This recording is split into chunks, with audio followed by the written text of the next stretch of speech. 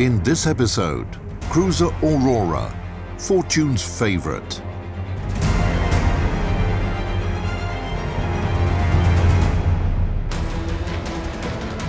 They were designed to be the best. They met enemies face to face, endured tragedies and enjoyed victories. They went down in history due to the bravery of their crews. They are the ships that deserve to be called Naval Legends.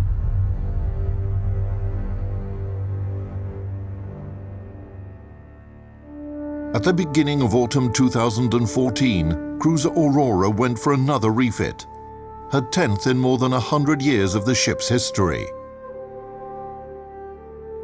There wasn't anything special about her. Aurora was an ordinary cruiser of the time. Today, few remember the names of the other two ships of this class, while the story of Aurora is truly amazing. Her life was a chain of grandiose events and lucky circumstances that allowed her to survive and be preserved as she is now. The cruiser class that included Diana, Pallada, and Aurora became unique. Why? Because it was the first Russian-built class. All three cruisers were laid down, built, and launched in the Russian Empire.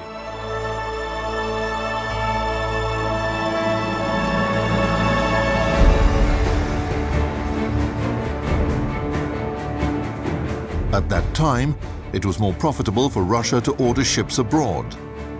Domestic shipyards required more time to complete the construction, and the cost was sometimes even higher than in Great Britain.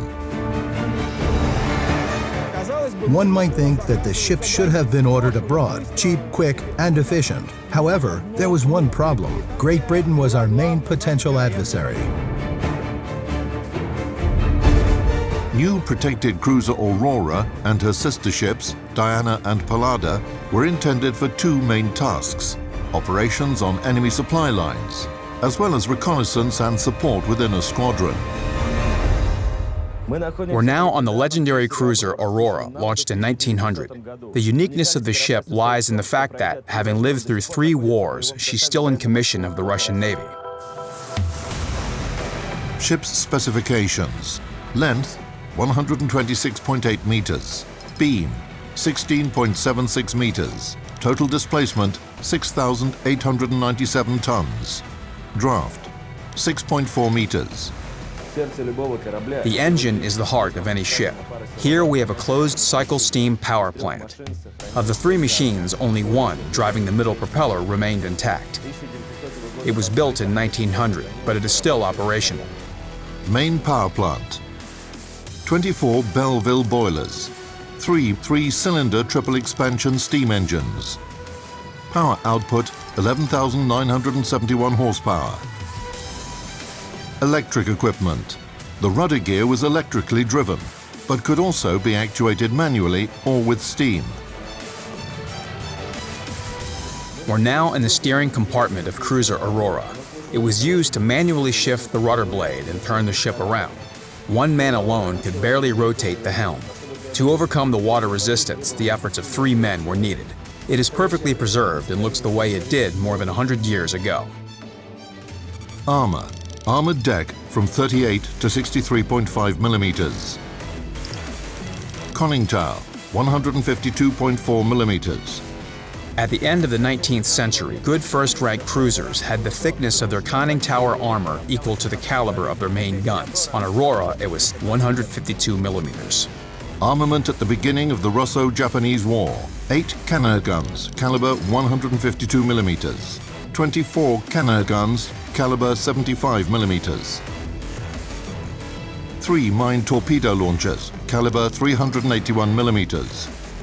Initially, the main armament of the ship consisted of 8 Cannae guns with a caliber of 152 millimeters on the upper deck. Additionally, 24 guns with a caliber of 75 millimeters were installed on the gun deck. Before the cruise to the Far East, optical sights were mounted on all guns. The thickness of the armor sheets on each gun is 25 millimeters. Maximum speed 19.2 knots. Cruising range 4,000 nautical miles at 10 knots. The construction of cruiser Aurora took 6 years, quite a long period of time, one might say. But this is understandable. The industry in Russia was not as developed as somewhere like Great Britain.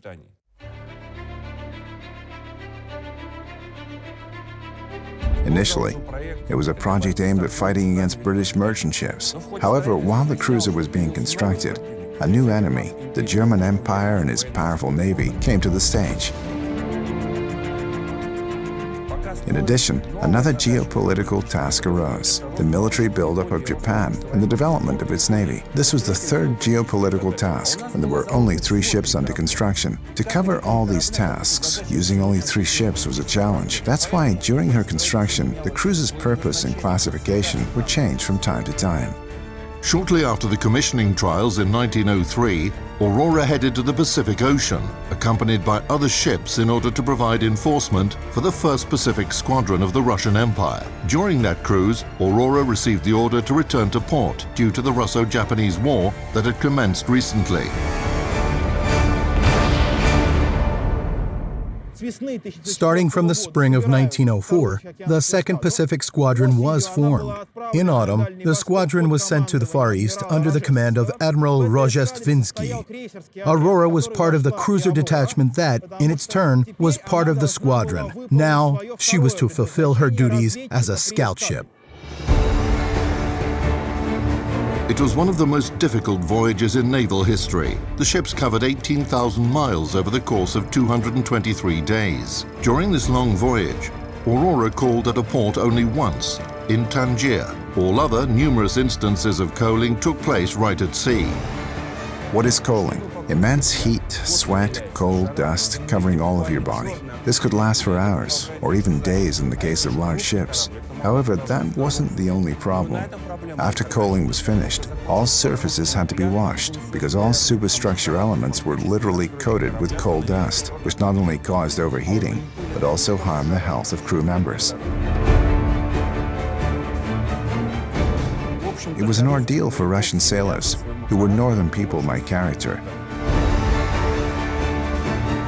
On May the 27th, 1905, the Russian squadron was met by a Japanese fleet under the command of Admiral Togo at the Korea Strait. At 1349, the Battle of Tsushima commenced. The events progressed in a worst-case scenario. The Russian squadron was utterly defeated. 4 brand-new battleships were sunk. Another one, Aurora, was heavily damaged and barely stayed afloat. Cruiser Aurora engaged in the battle 45 minutes after it started. In the company of other cruisers, she defended transport ships that were part of the squadron against the Japanese superior forces. Then she accompanied the line of Russian battleships. The Japanese pelted Aurora with fire. During the battle, the number of hits received by the cruiser amounted to almost 20. During the Battle of Tsushima, the ship fired about 2,000 shots and received 18 hits. Shells hit the smokestacks. They were riddled with small fragments. The first smokestack was barely holding up. It was hit by 2 shells that left breaches of more than 4 square meters each. Most shells hit the forward part of the ship. The biggest breach on the gun deck was about 2 square meters. The conning tower was hit twice, having broken the hammock netting and steel ladder. The fragments of the exploded shell flew into the conning tower. 4 people were injured, and the ship commander, Captain Yegoriev, was fatally injured. 98 people died or were injured, a sixth of the crew. All main and secondary guns were damaged. However, the crew of cruiser Aurora kept their chins up. 3 people worked at each boiler. 1 would open the doors, and 2 others would shovel the coal into it. During the Battle of Tsushima, 144 people were throwing coal into the boilers at temperatures of almost 90 degrees Celsius for 28 hours without stopping.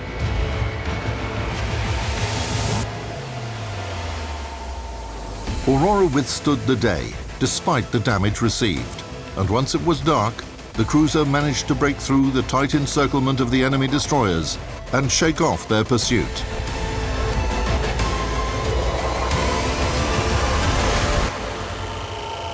In that situation, Admiral Enquist the commander of the cruiser squadron made the absolutely correct decision not to break through to Vladivostok. By returning to Manila, Enquist saved the ships for Russia.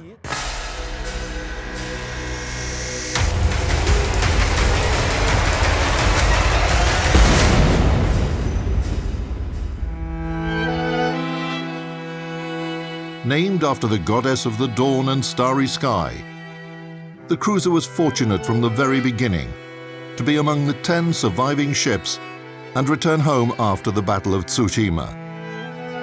Doesn't that prove that Aurora was born under a lucky star?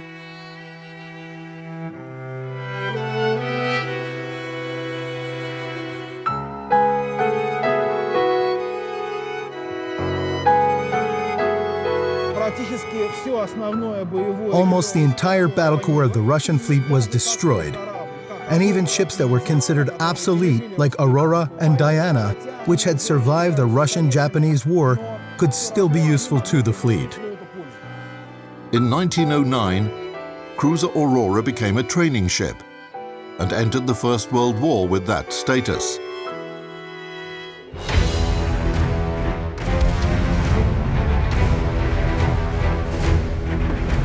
Aurora was part of the 2nd Cruiser Squadron of the Baltic Fleet. Its main mission was to not let the Imperial German Navy reach St. Petersburg, so laying the minefield in the Gulf of Finland was a priority task. The cruiser's job was to patrol these minefields and support destroyers. That's all. So Aurora fulfilled those tasks from the very beginning.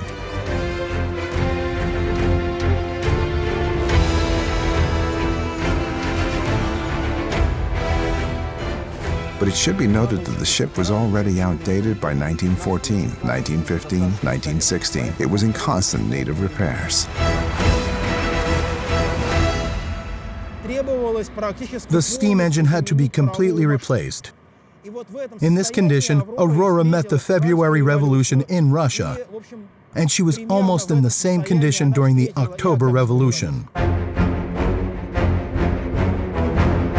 During the revolutionary events of 1917, the sailors of the Baltic Fleet, Aurora in particular, played an almost decisive role in the Bolsheviks' victory. This active participation of the sailors was determined by a number of factors.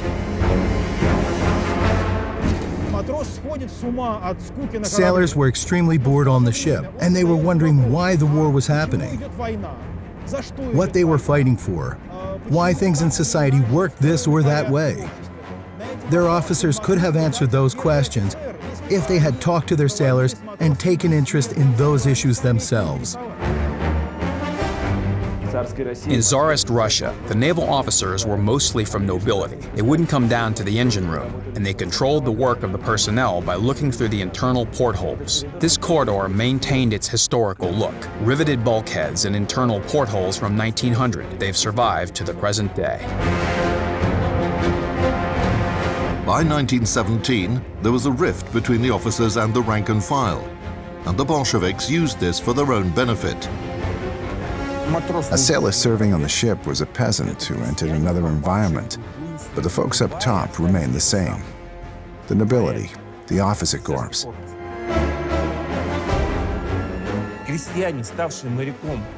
A peasant who became a sailor fought on his action station, for his action station and his ship. Reporting to a nobleman, an officer, they required strict discipline that was propagated in all leading fleets. As soon as the ship docks, the sailors have free time. What did free time mean for a sailor in the early 1900s? It was anything but combat training. Leaflets, propaganda.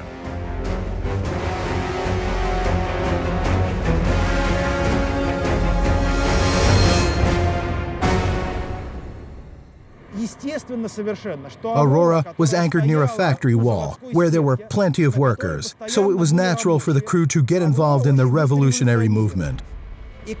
And when the revolution began on February 23, 1917, the Aurora sailors supported it.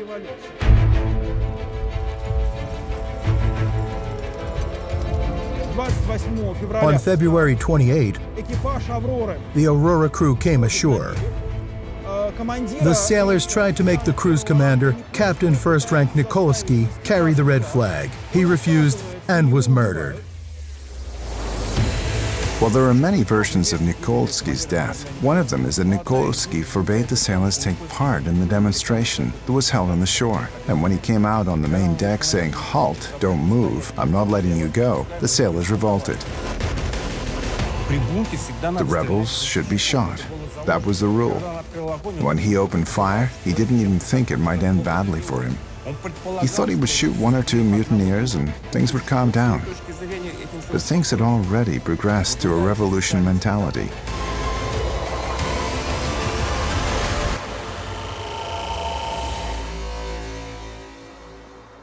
By October 1917, Aurora was a completely revolutionary ship.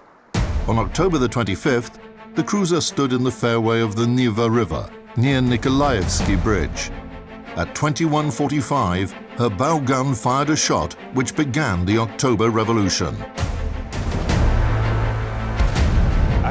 One of the myths about the legendary cruiser Aurora is that she fired at the Winter Palace during the Revolution. The Winter Palace was a government building at the time, so it would have been like firing at Buckingham Palace from the Thames or at the White House from the center of Washington.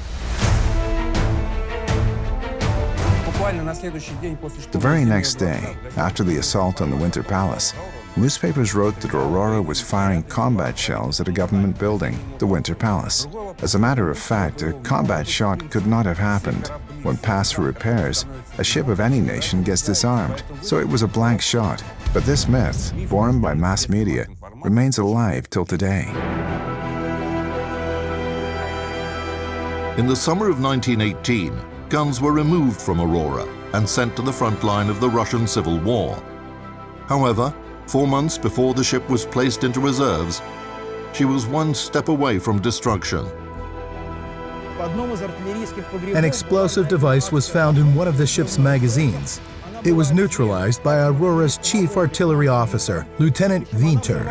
The bomb detonated right in his hands, and the officer was injured. This accident shows that back then, cruiser Aurora was already perceived as a symbol. However, despite her merits for the revolution, Aurora had every chance to get scrapped. The young Soviet Republic had no funds to promptly rebuild its fleet. Of the two cruisers of this type, Aurora and Diana, the former had an important advantage. She had been overhauled. As a result, Diana was scrapped, and Aurora returned to service as a training ship. The next time the Navy thought about decommissioning the cruiser was in the early 1940s, but then a new war reared its head.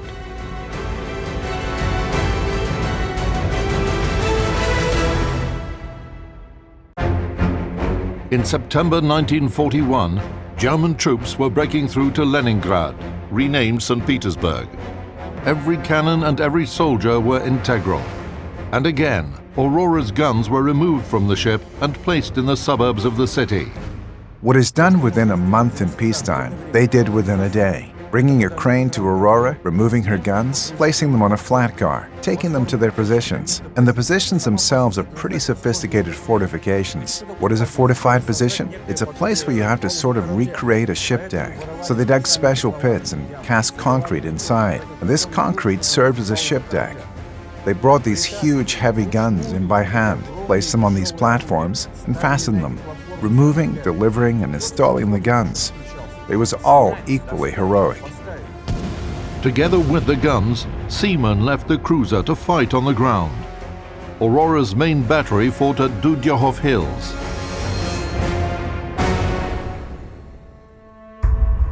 The crew showed themselves to be heroes, and almost all of them fell defending the city. The guns were installed just in time for the defense of Leningrad itself. The German 4th Tank Group was at the tip of the spear, and Battery A, composed of guns and seamen from cruiser Aurora, stood in her way. The sailors fulfilled their duty. They accomplished their mission. So it was a feat of Aurora's seamen, of the cruiser herself. This is how the ship took part in the defense of Leningrad.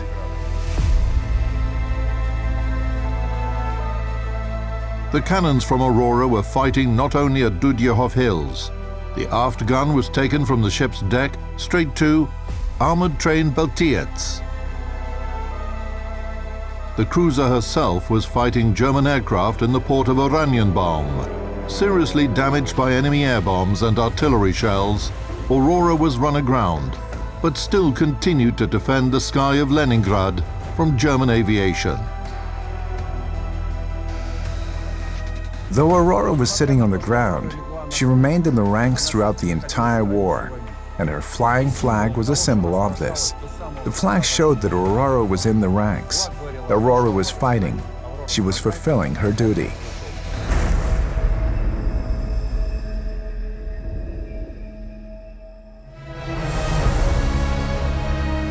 As Aurora was beginning her 5th decade in service, she was already considered a legendary ship in the Soviet Navy. For this reason, even before World War II was over, a decision was taken to preserve the ship as a monument of military history and the revolution. The ship was brought afloat, handed over to the Nahimov Naval School, and anchored in front of the historic Peter the Great Palace, which hosts the school. In the 1960s, the Soviet government decided to make Aurora a symbol of the October Revolution, and created this image of a cruiser giving the signal to start the uprising. This is when they created the famous picture with Aurora and her searchlight cutting through the darkness.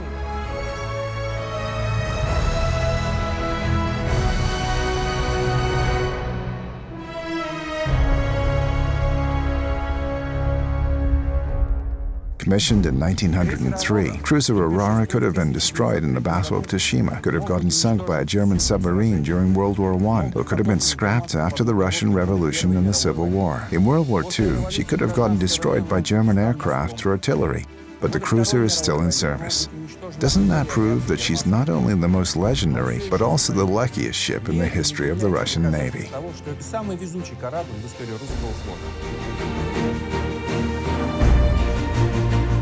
And now, having celebrated her 113th birthday, Aurora has returned to her place at the Petrograd embankment as a symbol of St. Petersburg and the history of the Russian Navy.